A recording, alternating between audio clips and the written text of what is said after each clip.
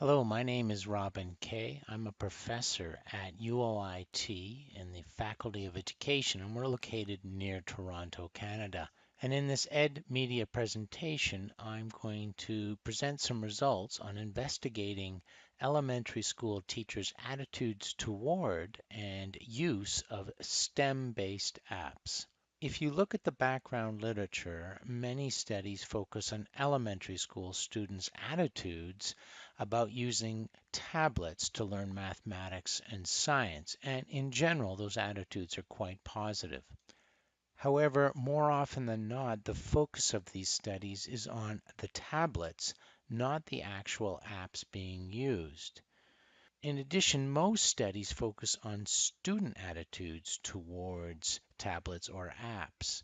And we would argue that teachers' attitudes and use of apps and knowledge of this area is critical when considering the use of STEM-based apps at the elementary school level. The research questions that we addressed were: how do elementary school teachers use STEM-based apps?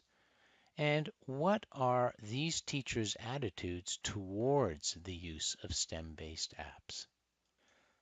34 elementary school teachers participated in this study, 14 males, 20 females, teaching in grades 4 to 8 with 2 to 23 years of experience. 14 of these teachers were math teachers and 20 were science teachers. We used apps from the Explore Learning Database. They're also called gizmos. And specifically, we used 20 math and science apps. And if you'd like to look at the specific apps we used, this is the link that will actually lead you to each of those apps. 34 teachers received a half day of training focusing on selecting and using mathematics and science-based apps. After the training, all teachers agreed that they were properly trained. The study involved 50 classes and over 1,100 students, and each of these students completed a pre-test and then used a math or a science-based app for 18 to 180 minutes. They then completed a post-test and an attitude scale. The attitude scale was created by Kay in 2011 and showed strong reliability and validity metrics. The design part of the attitudes consisted of 5 items. The engagement part consisted of 4 items, and the learning part consisted of 6 items. There were also 2 open-ended questions asking teachers what they liked and disliked about using mathematics apps. Teachers offered a number of comments focusing on the overall impact of these apps. And the 2 categories they focused on were learning and engagement.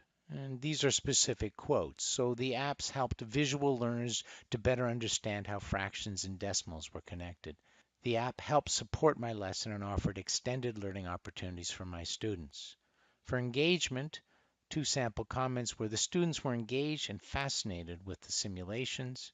I felt it really engaged the kids in the simulations. With respect to preparation, on average, elementary school teachers spent an extra 10 minutes of preparation time, but that ranged from 0 to 60 minutes.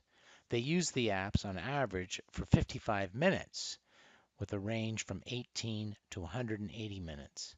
And almost every teacher used the pre-designed support guides offered by the apps for students.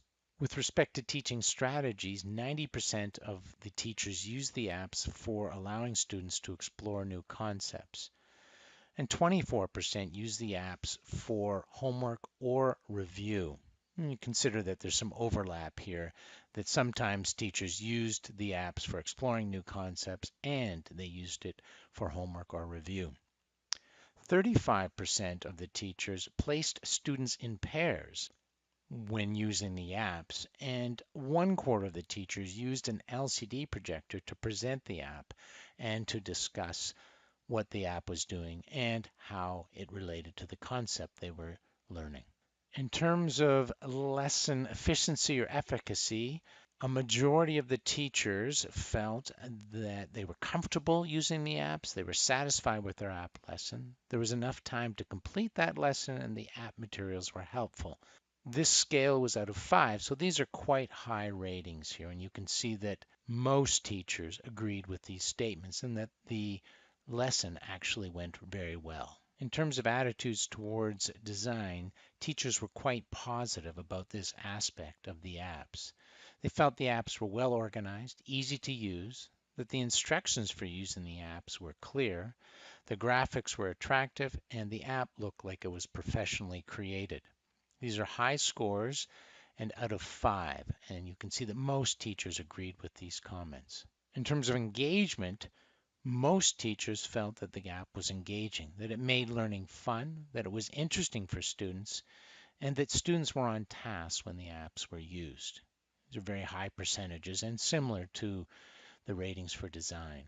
And finally, regarding learning, most teachers felt that the apps helped their students learn, that the graphs and animations also helped, that the feedback was helpful, and that the apps appeared to understand concepts better because they used the app. Overall, they felt the app was an effective learning tool and that it enhanced student learning.